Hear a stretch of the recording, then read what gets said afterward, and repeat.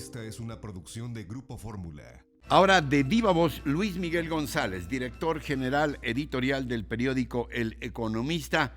Como siempre, infinitamente agradecidos, mi querido Luis Miguel, por tu participación siempre generosa con nosotros. Buen día. Muy buen día, Ricardo. El gusto es mío, como siempre. ¿En qué consisten las medidas de carácter económico-financiero que se están tomando a nivel global en contra de Rusia? ¿Qué peso específico tienen, querido Luis Miguel? Se hablaba mucho de la prohibición de los bancos rusos de este sistema global de pagos que se llama SWIFT, como de la opción nuclear. Y podríamos decir que es la más importante, pero básicamente se trata de aislar a Rusia tanto como sea posible el comercio con Occidente. ¿Por qué digo tanto como sea posible, Ricardo? Porque hay muchas de las operaciones, entre comillas, normales entre Rusia y Occidente que tardarán algunos días en verse reflejadas. Ajá. Evidentemente está el tema de venta de energía y venta de granos. En buena medida, el problema de fondo es: para Europa no hay plan B en el tema de energía, y el aislamiento de Rusia del sistema de pagos abre un camino que nadie sabe bien cómo puede, literalmente, cómo puede terminar. Y me explico. Rusia es el 3% de la economía mundial. 3%. En algunos temas es un jugador clave. Estamos hablando de petróleo, estamos hablando de gas, estamos hablando de trigo, estamos hablando de níquel, que suena un poco exótico comparado con el trigo, que es casi de vida cotidiana, pero níquel es un insumo clave para la industria automotriz, es un metal clave para la producción de coches. Entonces, lo que tenemos, si se puede decir así, es: Occidente quiere castigar a Rusia, pero tiene miedo de darse un balazo en el pie con las sanciones económicas, y que en el castigo se agraven algunos de los problemas que ya vimos en el 2021 de desabasto o simplemente de disrupción de cadenas de valor. Entonces yo diría, el tema fundamental es no dejar que Rusia participe de la economía mundial, en la medida de lo posible congelar activos de personajes rusos llamados oligarcas, congelar activos en Occidente. En buena medida, estas medidas, que me parece que es lo correcto, se han ido implementando paulatinamente, como si se estuviera desactivando una bomba. Recuerdo esta película que ganó el Oscar, donde van cortando cable por cable, esperando que en el primero o en el segundo cable literalmente no estalle.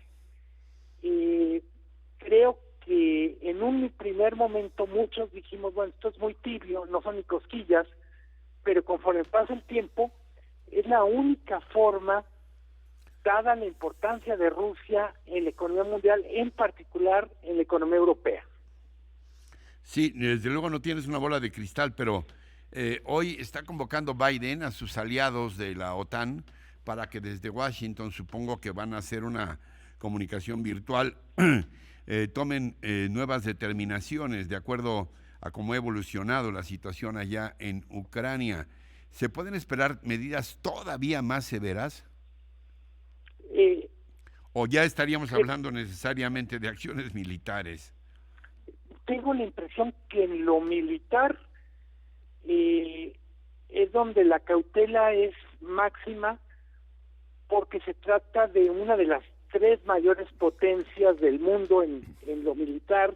Sí. Porque pues literalmente el conflicto está en una zona controlada por Rusia. Lo económico se antoja como la guerra más, no sé si sea la palabra fácil de ganar, pero cuando menos una guerra en donde Rusia está en una situación de vulnerabilidad. Y así como es una potencia militar y geopolítica, pues en lo económico Rusia es una potencia media, no tiene la fuerza que tienen otros terrenos. Decía, es el 3% del PIB, aunque en energía, en metales y en producción de alimentos, pues estaría entre los 5 principales del mundo. Tengo la impresión, Ricardo, Sí. que por lo pronto, salvo que Putin brinque, digamos, o lleve las cosas todavía más lejos en la parte militar, veremos todavía más sanciones económicas, el recortar, aislar a Rusia de este sistema SWIFT, lo que hizo el mundo, digamos, las potencias occidentales, fundamentalmente no fue a todas las empresas y a todos los bancos, sino una parte como, literalmente como cortando los cables, esperando que no estalle. ¿Tú crees que estas acciones puedan ser lo suficientemente disuasorias, digamos, como para congelar el conflicto, que Rusia se siente en la mesa? Por ahí hay algún intento de representantes de alto nivel, pero finalmente no son los jefes de Estado, de una intentona hoy en la frontera con Bielorrusia, de un contacto entre los dos gobiernos, Rusia y Ucrania. ¿Crees tú, y te pregunto no solamente como economista, sino como observador agudo también de la política, que estas acciones puedan ser lo suficientemente convincentes para que Rusia ya demostró lo que tenía que demostrar, y la desactivación de las plantas nucleares, qué sé yo, puntos estratégicos, aeropuertos, como para que Rusia, insisto, detenga la escalada? Tengo la impresión, Ricardo, que lo que están tratando es de generar tal nivel de dificultad para la vida cotidiana en Rusia, que sea la propia población rusa la que se vuelva un factor de presión para el gobierno de Putin.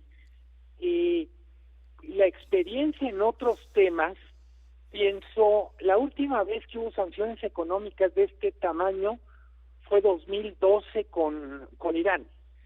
Sí. Pero tenemos el caso del bloqueo en Cuba, o el digamos, o Corea del Norte. Tengo la impresión que el gran problema con eso es que en términos humanitarios lo único seguro es que le pegas durísimo a gente que no tomó la decisión de la invasión, el ruso promedio, la rusa promedio. Bueno, de hecho ya hubo manifestaciones, claro, ahorita en el tono más bien pacifista en Rusia, de gente que está en contra de la invasión hacia Ucrania, ¿no?